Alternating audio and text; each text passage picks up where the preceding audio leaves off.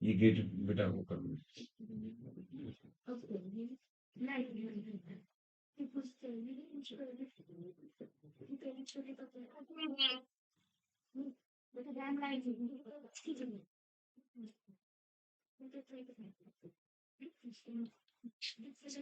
बेटा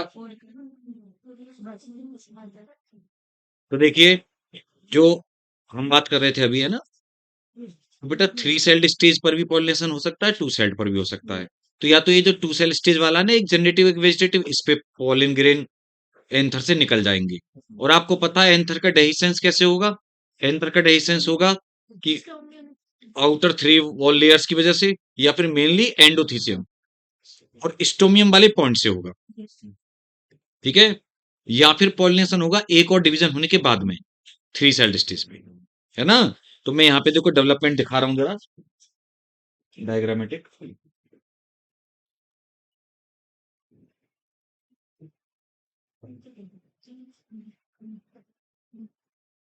development of male gametophyte.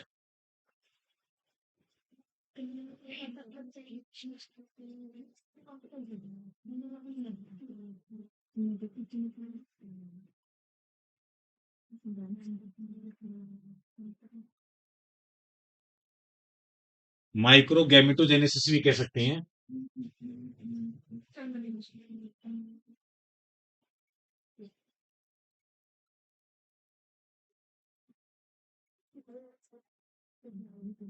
जैसे बेटा होती है ना माइक्रोस्पोरोजेनेसिस। माइक्रोस्पोरोजेनेसिस क्या थी? माइक्रोस्पोर का बनना पॉलिन मदर सेल से। यह माइक्रो गैमेटोजेनेसिस, माइक्रो गैमेटोजेनेसिस, हाँ। माइक्रो गैमेट यानी मेल गैमेट का बनना, मेल गैमेटोफाइट का बनना वास्तव में। अच्छा, गैमेटोफाइट उसी स्ट्रक्चर को बोलते हैं इसमें गैमेट होता है। गैमेटोफाइट यहाँ पर यानी गैमेट बेयरिंग स्ट्रक्चर को। पॉलिन ग्रेन या माइक्रोस्पोर मेल गैमेट नहीं है, भले ही वो हैप्लॉइड है, बट वो मेल गैमेट नहीं है। मेल गैमेट तो आगे बनेगा। तो बेटा एक ये सेल थी, यानी हमारा पॉलिन ग्रेन था ये, माइक्रोस्पोर। आपको याद होगा मैंने माइक्रोस्पोर को एक और नाम दिया था, इमेच्योर पॉलिन, बोला था ना। क्योंकि पॉलिन ग्रेन की अलग अलग स्टेज होती हैं। हैप्लॉइड है, ये इसका न्यूक्लियस है। अब देखना अनिक्वल माइटोसिस हुआ, कैसा हुआ?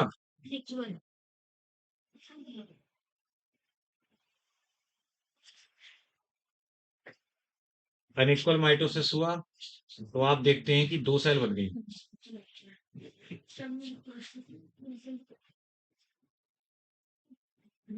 कौन कौन सी सेल बन गई?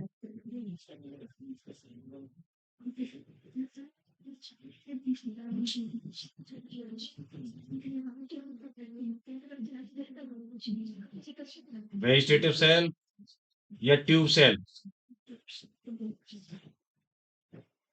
और एक स्मॉलर, कौन सी नाम बताया आपने? Generative cell. ठीक है बेटा। अच्छा, इसको ही एक और मैं और लगा के लिख देता हूं, डायग्राम।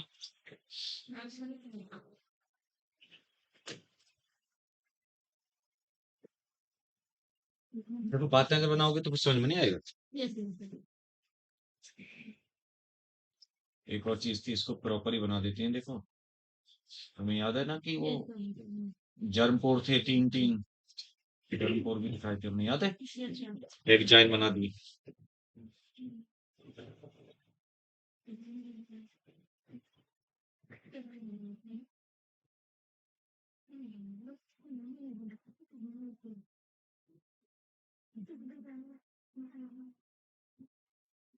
इस पे भी है बेटा, वो तो सेम चीज है। क्योंकि ये तो और का मतलब है कि या तो ये डायग्राम समझ लो आप, या ये डायग्राम समझ लो।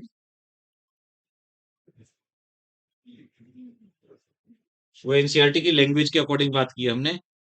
जनरेटिव सेल यहाँ पे तो देखिए एकदम पार्टीशन करके प्रॉपर दिखा दी दो सेल। यहाँ हमने क्या दिखाया है कि जनरेटिव सेल इसके साइटोप्लाज्म में तैर रही है, जो एनसीईआरटी की लैंग्वेज है उसके अकॉर्डिंग। जनरेटिव सेल ये फ्लोट कर रही है, ये साइटोप्लाज्म है वेजिटेटिव सेल का, और ये न्यूक्लियस है वेजिटेटिव सेल का। वेजिटेटिव सेल तो पूरी है बड़ी वाली, वेज का मतलब वेजिटेटिव, ठीक है। और साइटोप्लाज्म ऑफ वेजिटेटिव सेल। तो बेटा ये टू सेल्ड पॉलन ग्रेन।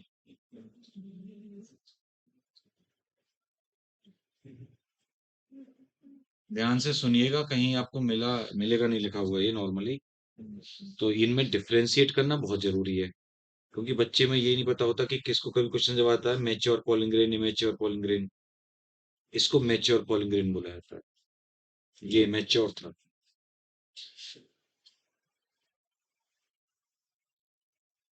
क्योंकि 60% में इसी टाइम पे पॉलिनेशन होता है ना, मोर देन 60% में एक्चुअली।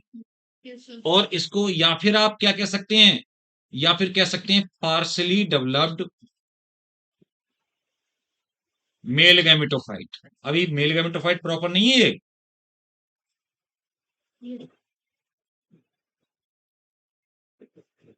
तो देखो, जो माइक्रोस्पोर है वो तो इमेच्योर पॉलन ग्रेन है, और जो टू सेल्ड स्टेज है वो मैच्योर पॉलन ग्रेन है, लेकिन पार्सली डेवलप मेल गैमेटोफाइट है। अब अगली वाली स्टेज में पॉलन ग्रेन ही रहेगा, लेकिन फुली डेवलप्ड मैच्योर या मेल गैमेटोफाइट बन जाएगा, क्योंकि उसमें मेल गैमेट बन जाएंगे। अब बेटा अच्छा, ये एक दो दिखा देते हैं कि भाई ये जर्म पोर हैं, क्योंकि यहीं से तो अभी वो निकलेगी क्या, पॉलन ट्यूब।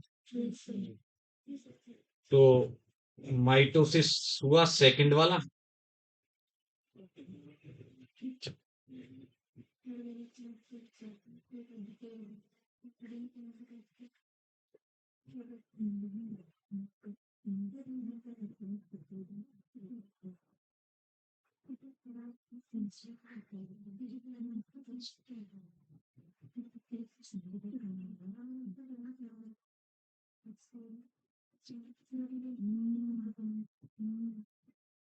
देखिएगा, टू नॉन मोटाइल कोई फ्लैजेला तो नहीं दिख रहा, मेल गैमेट्स या मेल न्यूक्लियाई, क्लियर। ये बेटा दो जनरेटिव सेल के डिवीजन से बने। ये एक्चुअली जो सेकंड माइटोसिस होता है, माइटोसिस सेकंड, ये जनरेटिव सेल में होता है, और ये ट्यूब सेल का न्यूक्लियस है। ये ट्यूब सेल बोले तो हाँ, अभी बहुतों के दिमाग में भी ठंडक पड़ी हुई है, काम नहीं कर रहे हैं, कुछ कुछ के ही थोड़े है ना काम कर रहे हैं। तो बेटा रे, ये थ्री सेल्ड स्टेज हो गई, और ए बी सी डी वाला भी डायग्राम बना रहा हूं, दोनों को ही सेम स्टेज ही बोला जाता है, बस अंतर इतना है कि वो पॉलिनेशन के बाद में जब पहुंच जाता है स्टिग्मा पे तो पॉलिन ट्यूब भी बना लेता है। डायग्राम तो यही रहेगा, बस पॉलिन ट्यूब और बन जाएगी इसमें। तो पता है, देखिए, पॉलिन ट्यूब तभी बनेगी जब स्टिग्मा पर पहुंच जाएगा पॉलिन ग्रेन, जब स्टिग्मा पर पहुंच जाएगा। जैसे आपको पता ही है कि ये स्टिग्मा है ना, तो यहाँ पर जब पहुंच जाएगा तब पॉलिन ट्यूब का फॉर्मेशन होगा। मतलब पहले से पॉलिन ट्यूब निकल के नहीं जाएगा, नहीं समझे मेरी बात को। या तो टू सेल स्टेज पे पॉलिनेशन हो, देखो, या तो इस स्टेज पे हो गया, पॉलिनेशन का मतलब होता है एंथर से स्टिग्मा पर जाना, या फिर इस स्टेज पर जाए, ठीक है। अगर इस स्टेज पर चला गया तो पॉलिन ट्यूब बनेगी, हो सकता है पॉलिन ट्यूब पहले हो जाए और ये गैमेट्स बाद में बन जाए। लेकिन अगर इस स्टेज पर जाएगा तो ऐसे ही जाएगा, फिर जब पॉलिन ट्यूब हमेशा तभी बनेगी जब वो स्टिग्मा पर लैंड कर जाएगा, अभी तो स्टिग्मा से उसको एक्चुअली में वो अट्रैक्शन मिलेगा ना, मॉइस्चर मिलेगा, केमिकल अट्रैक्शन मिलेगा, तब पॉलिन ट्यूब जर्मिनेट होगी, समझे। तो ये जो पॉलन ट्यूब फॉर्मेशन या पॉलन ट्यूब जर्मिनेशन होता है, किसकी बनती है? एक्चुअली आपको पता ना, इंटाइन जो है, ये बाहर वाली एंजाइम है, अंदर वाली लेयर क्या है? इंटाइन। तो पेक्टोसेलुलोज की जो इंटाइन है, वो इंटाइन आउटग्रो करती है in the form of A tube like structure, और एक जर्मपोर से होकर के बाहर निकलती है। It outgrow in the form of A tube like structure from one germ pore, है ना? उसको पोलन ट्यूब कहते हैं। इसका मतलब ये कि पोलन ट्यूब अगर क्वेश्चन आ जाए किसकी बनी है, तो वो भी पेक्टोसेलुलोज की बनी है। इंटानी बनाई ना वो तो, है ना? तो बेटा रे देखो, यहां से ये बना है ना एक जर्मपोर, यहां से दिखा देता हूं मैं।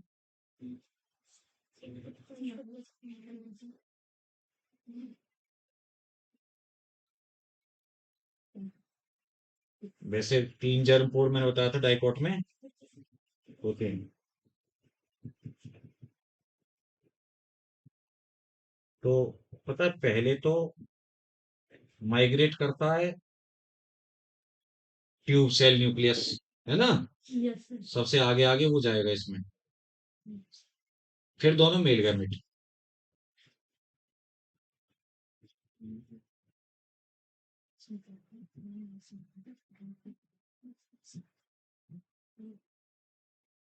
और ये जो ट्यूब सेल न्यूक्लियस है जो आगे जा रहा है ट्यूब में, ये डिजनरेट होना स्टार्ट कर देता है।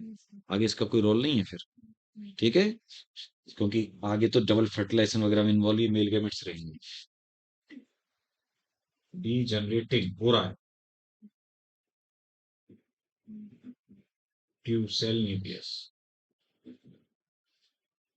तो ये जो डायग्राम है बेटा, ये 3 सेल्ड स्टेज है,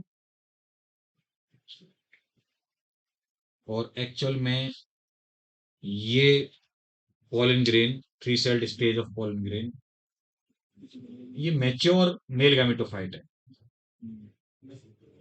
मतलब इन दोनों के लिए बोल रहा हूं मैं, ध्यान रखना।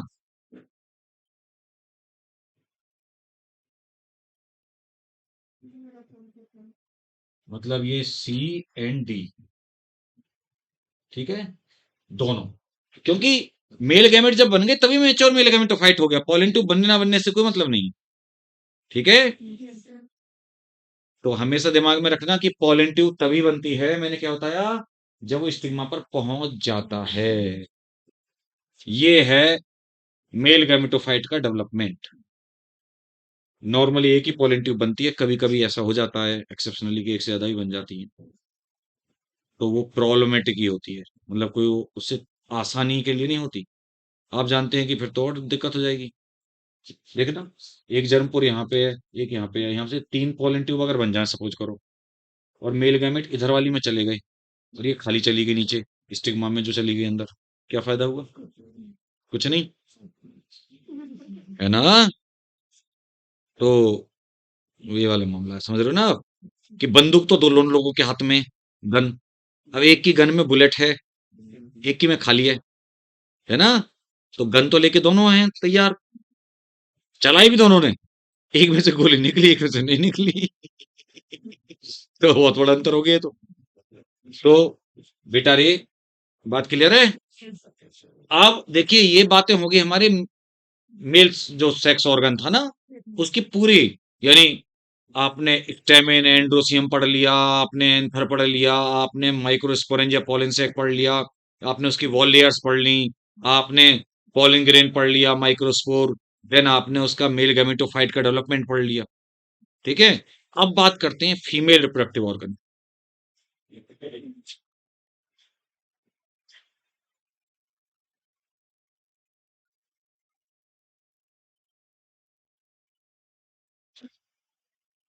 फीमेल रिप्रोडक्टिव ऑर्गन बोले तो गायनोसियम। भाई, अब ये मेल और फीमेल पार्ट एक ही फ्लोवर में भी हो सकते हैं अगर बाइसेक्सुअल है तो, और अलग अलग भी हो सकते हैं बेटा अगर यूनिसेक्सुअल फ्लावर है तो, है ना? मेल फ्लावर अलग हो सकते हैं, फीमेल अलग हो सकते हैं। तो ये देखिए, गायनोसियम, और इसकी यूनिट क्या होती है आप जानते हैं? पिस्टिल या फिर कार्पल, ठीक है? ये इसकी यूनिट का नाम है, और मैं डिटेल में आपको वैसे बता चुका हूँ। लेकिन देखो ये जो छपी हुई है, इधर ही बना देते हैं लोग फिर से। देखिए ये ओवरी है, यहाँ पर ये स्टिग्मा रिसीव करने वाली, स्टाइल ट्यूब लाइक स्ट्रक्चर कई बार पढ़ चुके हैं हम लोग। सोलन पार्ट ओवरी जिसमें ये प्लेसेंटा है और प्लेसेंटा पर लगे हुए होते हैं ओव्यूल। तो एक कार्पल में तीन चीजें होती हैं, ये है ना बेटा।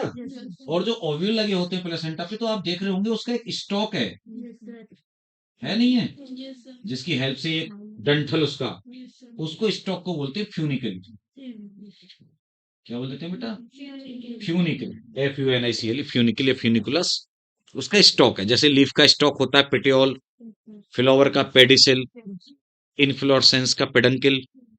ऐसे आपको ये जानकारी होनी चाहिए अलग अलग ना, कि कौन कौन से पार्ट क्या उसके स्टॉक है, डंठल है।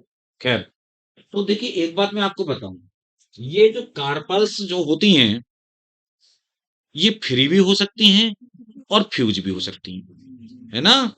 उनके बेसिस पे इनके नाम होते हैं। अच्छा, उससे पहले एक बात और जान लो, एनसीईआरटी में लिखा है कि ओवरी के अंदर ना बेटा, एक ओवरी के अंदर एक भी ओव्यूल पाया जा सकता है और मैनी भी पाए जा, बहुत सारे, 100 ऑफ ओव्यूल। एक ओव्यूल, अब एक बताओ, जो भी आप फ्रूट खाते हो उसमें एक सीड निकलता है, कॉमन सेंस है कि उसमें एक ही ओव्यूल था। जैसे आम खाते हो, मैंगो, है ना, एक ही तो होता है उसमें, एक गुठली। तो इसका इसका मतलब उसमें एक ही ओव्यूल था। और आप गेहूं, चावल, मक्का, इन सब में क्या है, आप जानते हैं कि एक ही तो सीड निकलता है।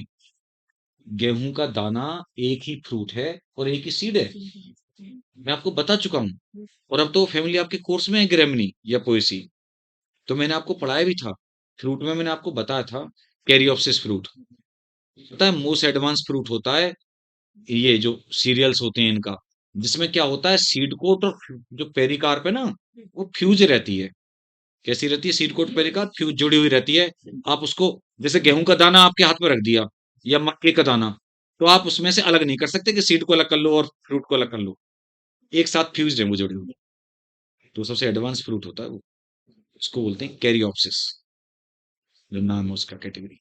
और अब ये आपके ग्रेमनी, मालवेसी, है ना, ये तो अब आपके कोर्स में है, क्रूसीफेरी और कंपोजिटिया एस्ट्रेसी। खैर, तो मैं ये बता रहा था बेटा, तो इसके अलावा देखिए बहुत सारे वाले, जो बहुत सारे ओविल होते हैं, पपाया, वाटरमेलन, ऑर्किड, ये तो आपके एनसीईआरटी में लिखे हुए हैं, आप देखे उन्हें हाईलाइट कर सकते हैं। इसके अलावा आप अनार खाते हो, अनार तो खाते हो, देख लो अनार में कितने सारे सीड निकलते हैं, एक ही अनार में, है ना।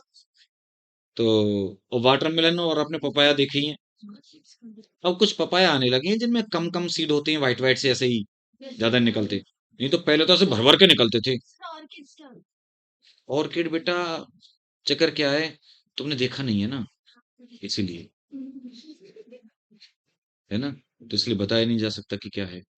क्योंकि क्योंकि चक्कर प्लांट है मतलब, है ना, लेकिन कोई उसका फ्रूट तुम्हारे खाने का नहीं है।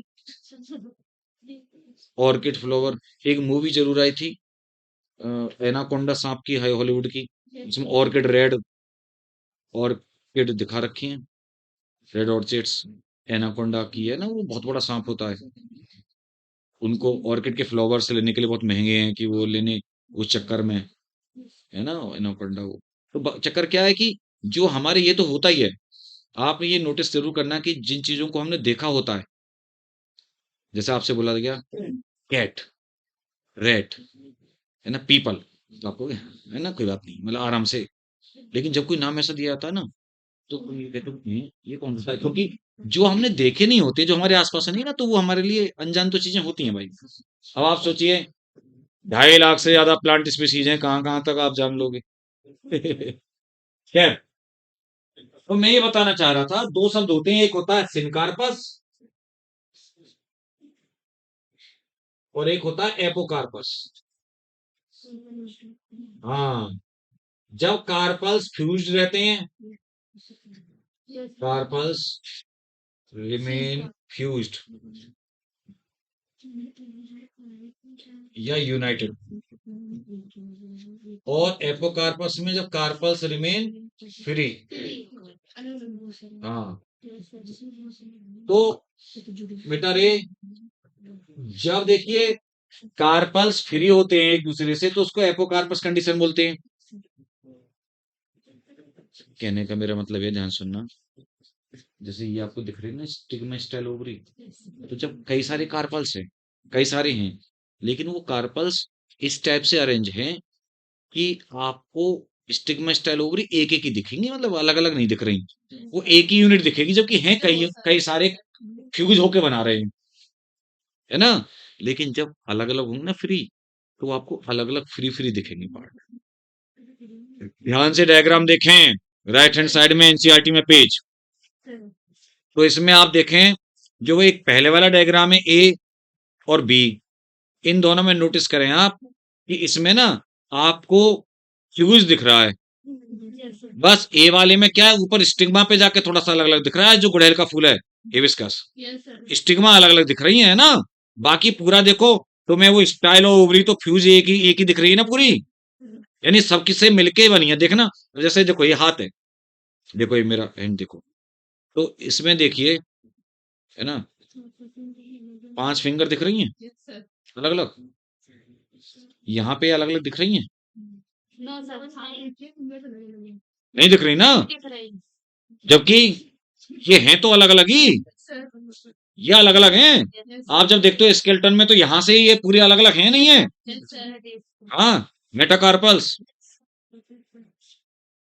तो ये सब अलग अलग है यहाँ से, लेकिन दिख रही, देखो एक ही पाम इकट्ठा फ्यूज होके, समझ रहे हो ना, बस ऊपर जाके वो अलग अलग है।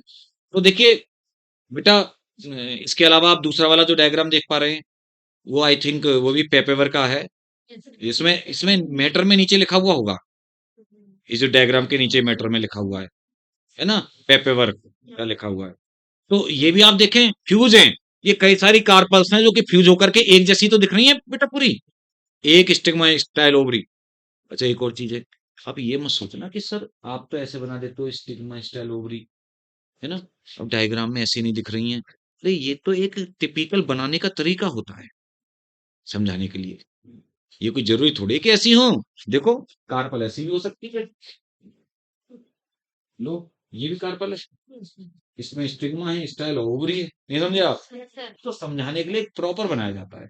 तो आप देखें थर्ड वाला सी डायग्राम, इसमें अलग अलग हैं, कई सारी कार्पल्स अलग अलग बनी तो हुई हैं, देखो अलग अलग नहीं दिख रही आपको, इकट्ठी जो एक क्लस्टर में है लेकिन अलग अलग है सभी, ये एपोकार्पस कंडीशन है। और मैं आपको बता दूं, मैंने आपको तब भी बताया था जब मॉर्फोलॉजी पढ़ा रहा था मैं, कि सिनकार्पस कंडीशन बहुत ही कॉमन बात होती है, बहुत ही कॉमन। चाहे मैं तुम्हें मस्टर्ड से लेके सोलेनेसी से लेके लीसी से लेके कितने सारे एग्जाम्पल बोल दूंगा, है ना, बोलता रहूंगा और क्लास खत्म हो जाएगी, इतने सारे क्यों फैमिलीज के एग्जाम्पल बोलता रहूंगा एक एक करके। ये केवल पेपेवर या ये हिबिस्कस ही नहीं है, लेकिन इम्पोर्टेंट जो होता है वो बहुत ज्यादा नहीं होता, इम्पोर्टेंट होता है जो कम होते हैं, यानी एपोकार्पस कंडीशन इंपॉर्टेंट है आपके एग्जाम के पॉइंट ऑफ व्यू से। अब मैं आपको बता दूं, देखो मैं फिर से, मैंने मॉर्फोलॉजी में भी बताए थे और फिर से बता रहा हूं वो एग्जाम्पल आपको। यहां पर दिया है आपको मिखेलिया, इसके डायग्राम के नीचे दिया है ना मिखेलिया, चंपा, लेकिन एनसीईआरटी में 11th वाली में दिया रोज और लोटस, तो कम से कम 3 एग्जाम्पल तो एनसीईआरटी वाले भैया याद रखने ही रखने हैं। अब वहां पे नीट में ये थोड़ी पूछ के आएगा कि मैं 12th से आ रहा हूँ कि मैं 11th से आ रहा हूँ, नीट तो नीट है, जब दोनों जगह उसने 11th में दे दिया रोज लोटस, इधर दे दिया मिखेलिया, तो अगर एनसीईआरटी का मैटर भी हमें याद नहीं रहेगा तो फिर तो हम नीट देने के लायक नहीं है भाई, ये तो ध्यान रखनी पड़ेगी बात। तो बेटा ये बातें क्लियर हो गई। अब हम आगे बढ़ते हैं, तो देखिए जो ओव्यूल होते हैं वो प्लेसेंटा पे फ्यूनिकल से लगे हुए होते हैं, तो नहीं नहीं कुछ नहीं होता, वो तो ओव्यूल में पढ़ाऊंगा ना, यहाँ कहाँ से आ गया, यहाँ कहाँ हीलियम, कहाँ है हेलो, कहाँ है यहाँ पे, बता। हाँ, तो जब ओव्यूल की स्ट्रक्चर की बात करूंगा तभी तो आएगा हाइलम। हीलियम नहीं होता, हीलियम तो एलिमेंट होता है केमिस्ट्री का, है ना। आर्गन वार्गन हीलियम हीलियम इनर्ट विनर्ट में आते हैं ना ये तो। हाँ, क्रिप्टॉन हीलियम आर्गन। तो बेटा रे, तो हम बात कर रहे थे किसकी, अब ओव्यूल के बारे में।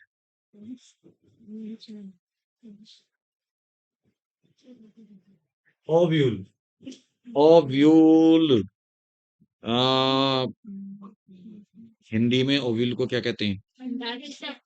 नहीं, अंडा से तो ओवरी को कहते हैं। अंडप अंडप अंडप। हाँ, एग को अंडाणु कहते हैं। हाँ, खतरनाक नाम है वैसे। तो बेटा रे, ध्यान से सुनिए। ओव्यूल को एक और नाम से जानते हैं, इंटेगुमेंटेड स्पोरेंजियम, मेगा स्पोरेंजियम। किस नाम से? इंटेगुमेंटेड मेगा स्पोरेंजियम।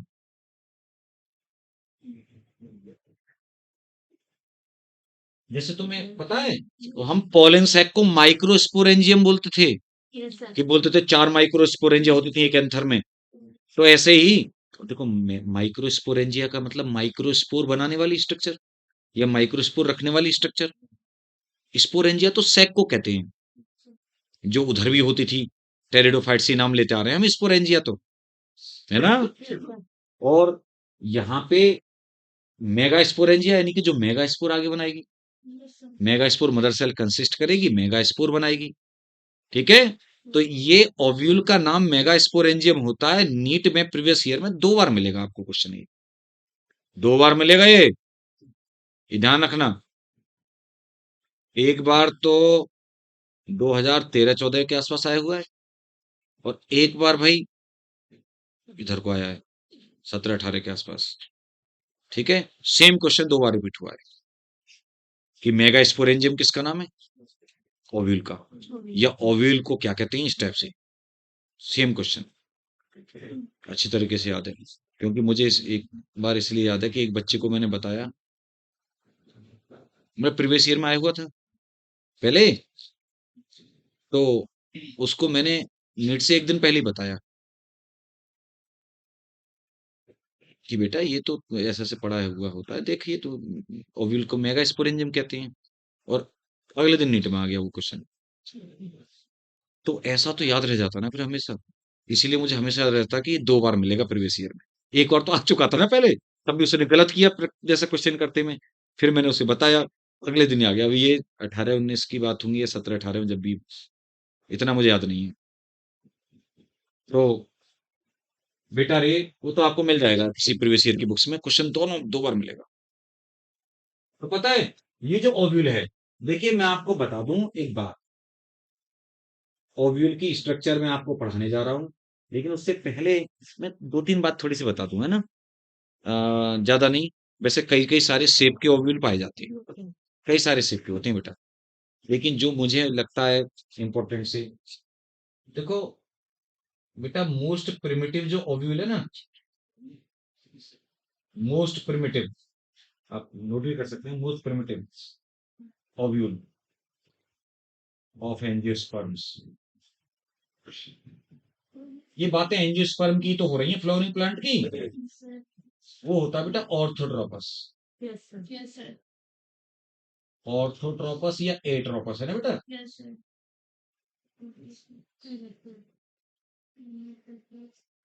ये ऑर्थोट्रोपस या एट्रोपस में बता देता हूं, देखो यहाँ पे, ये अपराइट होता है एकदम।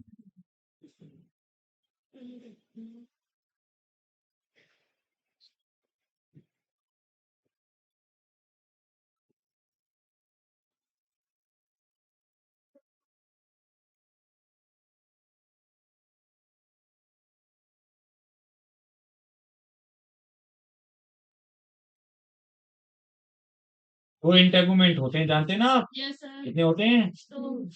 2 इंटेगुमेंट से कवर्ड रहता है ये। और जहां पे इंटेगुमेंट नहीं पाए जाते उसको बोलते हैं माइक्रोपाइल, जहां पे ओपनिंग दिख रही है आपको। और ये इसके अंदर एम्ब्रियो सैक बना हुआ है बेटा। तो आप देख पा रहे हैं कि माइक्रोपाइल। अच्छा, एक और चीज है, वो अभी भी बनाएंगे जो अपना नॉर्मल वाला ओव्यूल बनाएंगे। ये माइक्रोपाइल है ना ऊपर, अपेक्स, और ये जो ओव्यूल का बेस होता है ना, बेस, ओव्यूल का बेस, इसको बोलते हैं चैलेजा। क्या कहते हैं इसको? चला जा या चले, चला जा नहीं कहना है ना? कहीं बोले चला जा और वो जमुड़ा उठ के चल दे कि हाँ साहब आपने कह दी चला जा। तो बेटा माइक्रोपाइल, अच्छा इसी में चलो नाम बताए तो माइक्रोपाइल अपेक्स बुलाया था ओव्यूल का, अपेक्स। बंद करो रे, किसका है? इतनी देर लग जाती है उसे आवाज बंद करने में भी।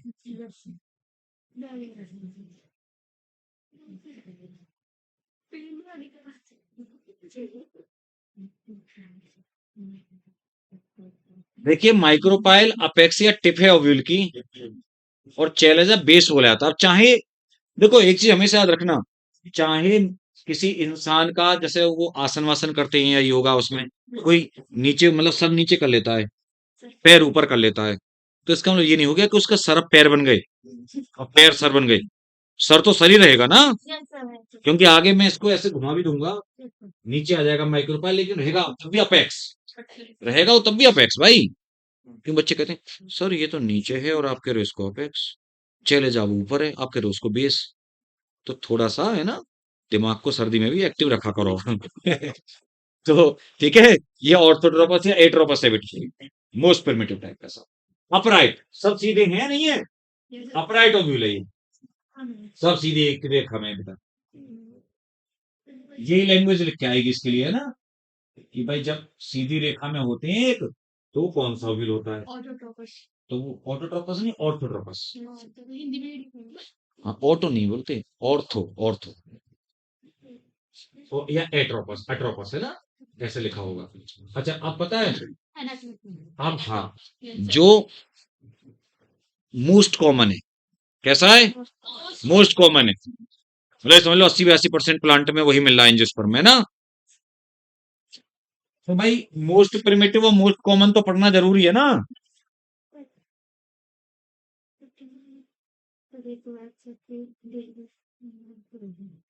मोस्ट कॉमन ओव्यूल साहब, ये है हमारा anatropous.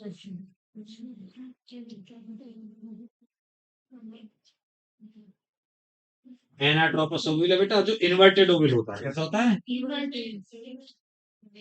Inverted at 180 degree, inverted ovule है, और 180 डिग्री पे मुड़ा हुआ है। फ्यूनिकल इतना लंबा सा हो गया है। अब देखो इसको बना देता हूं मैं। अच्छा ये ना, ये एम्ब्रोसेक, ये एम्ब्रोसेक बाद में बनेगा, ये तो, ये तो बाद में बनेगा, ठीक है।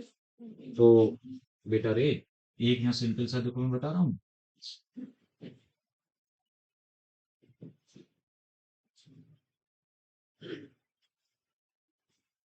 ये तो अभी तो मानो तुम तो कुछ भी नहीं है अंदर, अभी कुछ भी नहीं है अंदर, मैं कुछ भी नहीं तो मतलब कुछ तो होगा।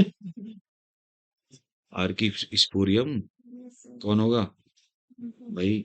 ओव्यूल भी तो बाउंड्री तो एपिडर्मिस से बनी होती है स्टार्टिंग में, आर्की स्पोरियम टिश्यू होगा जो उधर था, ये है ना जो स्पोरोजेनस टिश्यू बनाएगा। तो पता है वो आर्की स्पोरियम जो बनाता है ना अंदर, वो पूरा होता है न्यूसीलस, जो मास ऑफ सेल वो क्या बोला जाता है पूरा, न्यूसीलस। ये सब तो क्योंकि बार बार आगे आएगा, इसलिए पता रहना चाहिए न्यूसीलस। ब्रैकेट में लिख देता हूं मैं, प्रोड्यूस्ड बाई आर्कीस्पोरियम, ठीक है। जैसे तुम्हें पता रहे कि आर्कीस्पोरियम नाम तो यहाँ भी चलेगा, उधर भी था यहाँ भी है। और बेटा ये दो इंटेगुमेंट है, बाउंड्री जो बना रहे हैं आउटर इनर तो दिख रहे हैं ना, टू इंटेगुमेंट्स, ये माइक्रोपाइल हो गया साहब, ये ऊपर की तरफ वाला पार्ट चैलेजा हो गया, जबकि मैंने बताया था कि बेस ही बोला जाएगा। और ये हो गया फ्यूनिकल। अभी एक जो बच्ची हमारी कह रही थी छोरी कि साहब हाइलम, हाइलम नाम, तो पता है देखो, ध्यान से सुनो, ये ओव्यूल है, मेन मेन ओव्यूल की बॉडी, मेन ओव्यूल है ना। अब ये फ्यूनिकल से अटैच है, किससे अटैच है? तो फ्यूनिकल से जिस पॉइंट पे अटैच है, ध्यान से सुनिए मेरी बात, वो हाइलम है। The junction of funicle and the main body of the ovule, या attachment point of funicle and main body जो है ना, अच्छा मेन बॉडी कौन है? वो न्यूक्लियस है, जो कवर्ड है इंटेगुमेंट से। आप ये समझिए सारा का सारा टिश्यू जो ओव्यूल का है वो कौन है? न्यूक्लियस। अभी अब इसके अंदर ही तो धीमे धीमे डेवलप होगा। तो बेटा रे, यानी यहाँ पर मैं जो पॉइंट बोल दूं ना, एक जगह यहाँ पे है ना, ऐसे बना देता हूँ कोई भी पॉइंट, ये क्या है? हाइलम। क्लियर? तो ये एक हमारा लॉन्गिट्यूडनल वो है ना, किसका? एनाट्रोपोसोफिल। ठीक है, अब इसी में डेवलपमेंट आगे और करा देते हैं। तो पता है क्या होगा इसमें? सबसे पहले इधर को दिखा देता हूँ, चलो, या भी इधर ही दिखा देता हूँ, चलो। ये तो ए डायग्राम मान लो हो गया। तो पता है, ध्यान से सुनना मेरी बात, इसमें न्यूक्लियस में माइक्रोपाइल की तरफ, माइक्रोपाइल की तरफ है ना, न्यूक्लियस में, और बेटा एक हाइपोडर्मल सेल बनती है, मेगास्पोर मदर सेल। किसमें डेवलप होती है? मेगा, एक, only one megaspore mother cell इधर। अच्छा, हाइपोडर्मल वर्ड अगर लिखा होता है ना, हाइपोडर्मल का मतलब होता है कि जस्ट बाहर से अंदर वाली, यानी किनारे पे ही है। तो पता है, यहाँ पे मैं इस जगह पे एक बना दूंगा, क्या बना दूं इसी में अभी? जैसे यहाँ पे मैंने एक बना दी, एक सेल, ये हो गई एमएमसी। क्या हो गई? टुवार्ड्स माइक्रोपाइल, है ना, डेवलप हुई है। एमएमसी मतलब मेगा स्पोर मदर सेल। हाँ, megaspore mother cell MMC develop हो गई। ठीक है बेटा। अब इसमें बच्चे कंफ्यूज इसीलिए बहुत होते हैं, उनके दिमाग में क्या रहता है, दोनों बातों में फंस जाते हैं। देखिए, मेगा स्पोर अलग चीज है, मेगा स्पोर इनके बच्चे बनेंगे आगे, यानी कि मेगा स्पोर, ये मेगा स्पोर की मदर सेल है। क्वेश्चन आता है, how many megaspore mother cell, या है ना, एट विच एंड। तो ये माइक्रोपाइलर एंड पे बनती है, किधर बनती है? आप देखो, माइक्रोपाइल की तरफ ज्यादा बनी है, चैलेजा की तरफ। क्लियर? तो अब मैं बेटा, ये पूरा ओवल नहीं बना रहा मैं पूरा ओवल नहीं बना रहा। मैंने क्या किया, अब यहाँ पर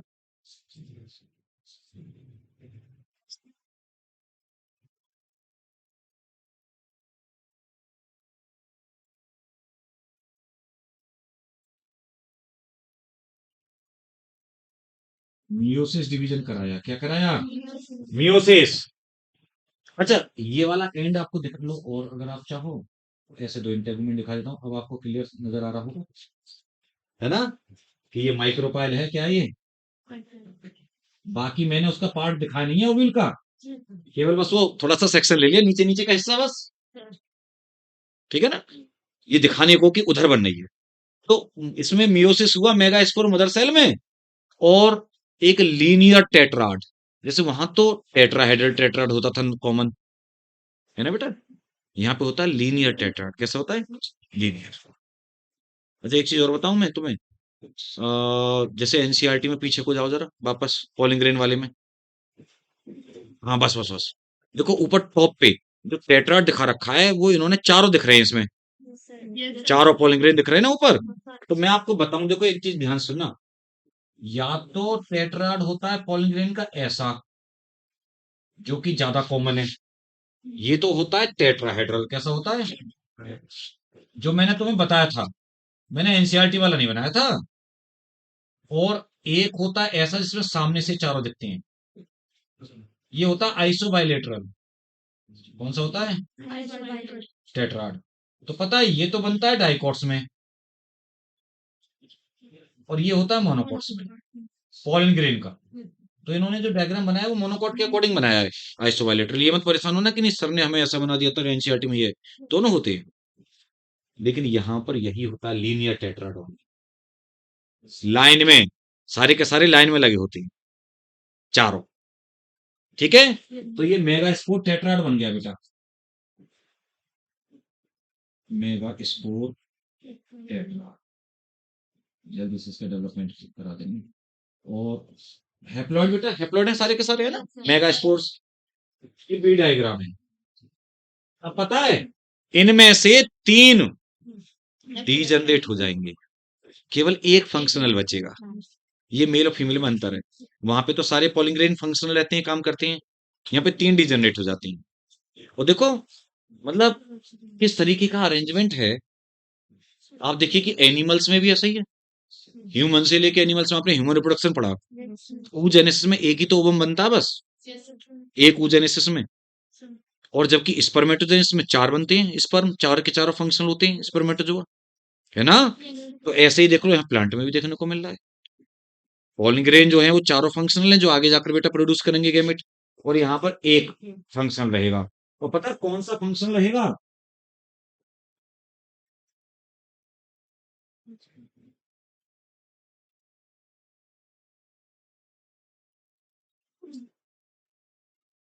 ये देखो मैंने कैसे बनाया,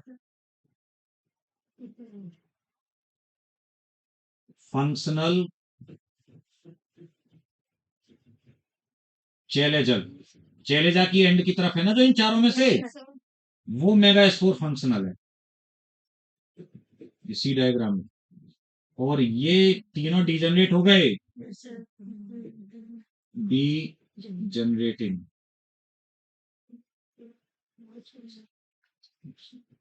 मेगा स्पोर्स। ठीक है भाई। अब ये जो फंक्शनल मेगा स्पोर है, इससे मैं फीमेल गैमेटोफाइट या एम्ब्रोसेक का डेवलपमेंट कराऊंगा। ठीक है,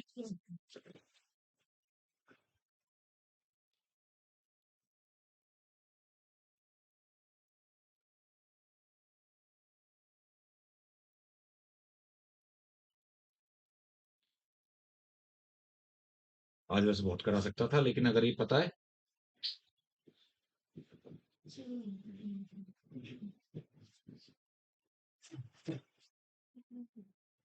25 करीब, है ना, 25 और जोड़ की 26-27 मिनट हो गए थे।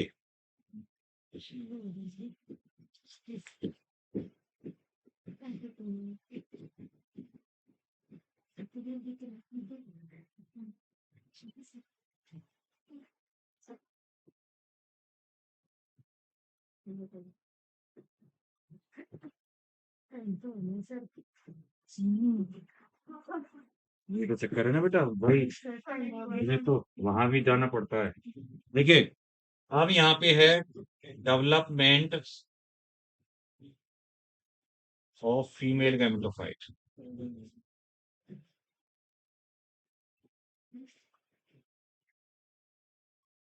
Actually it is also called mega gametogenesis.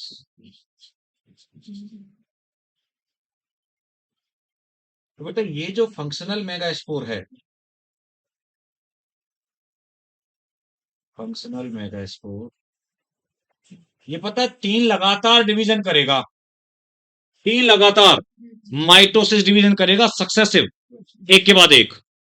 इसका न्यूक्लियस, एक से दो न्यूक्लियस बनेंगे, दो से चार बनेंगे, और चार से आठ। तो देखिए माइटोसिस वन, और एफ एन डी का मतलब लिख देता हूं free nuclear division. F N D का क्या मतलब है, ध्यान रखना, एफ एन डी का मतलब फ्री न्यूक्लियर, यानी कैरियोकाइनेसिस होगी, बस न्यूक्लियस डिवाइड करेगा, साइटोप्लाज्म डिवाइड नहीं करेगा। ठीक है, तो सेल तो एक ही रहेगी। देखो टू न्यूक्लिएटेड हो गया, अगली बार माइटोसिस टू, ये भी एफ एन डी है, फ्री न्यूक्लियर डिवीजन। आप देखेंगे दो दो बन गए, मतलब फोर न्यूक्लिएटेड, दोनों एंड पे दो दो बन गए, फोर न्यूक्लिएटेड स्टेज। और बेटा रे फिर आप देखेंगे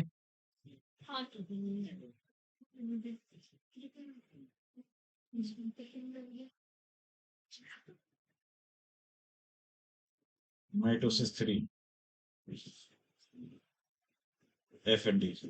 तो आप 8 बन गए। 8 न्यूक्लिएटेड, न्यूक्लिएटेड स्टेज। बात है नहीं।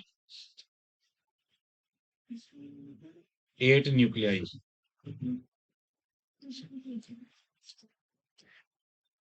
Cytokinesis and arrangement.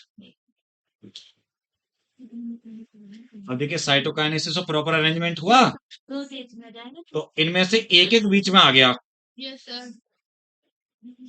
एक एक बीच में आ गया ना। और ये 3 पोल पे इन्होंने सेल बना दी जिनको बोलते हैं एंटीपोडल सेल्स। 3 antipodals, clear. और ये एंड बता दूं मैं, ये चैलेजल एंड है। चाहे आप किधर भी दिखा दो, लेकिन बस ये मेंशन कर दो कि कौन सा एंड कौन सा है। और ये बड़ी सी एग सेल, और ये 2 सिनर्जिड्स, और बेटा रे ये देखिए, ये पूरी बड़ी ना एक सेंट्रल सेल। मतलब बच्चे सोचते हैं कि बीच में कहीं लेबलिंग कर रहे हैं उसके लिए होगा, नहीं, पूरी सेल एक ही है ये।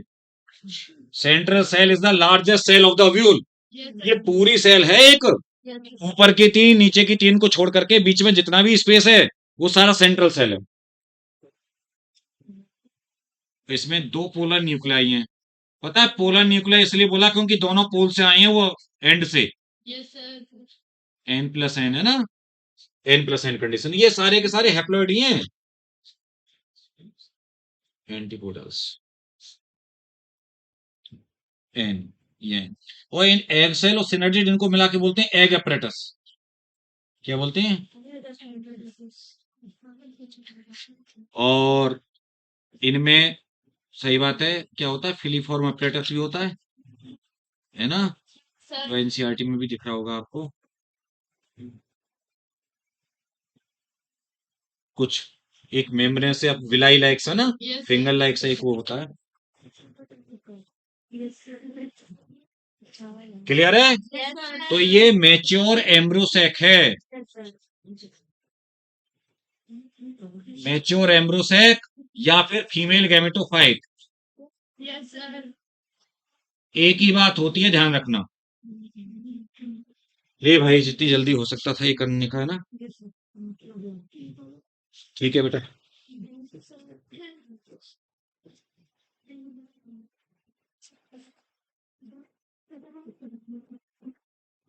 बना लिया?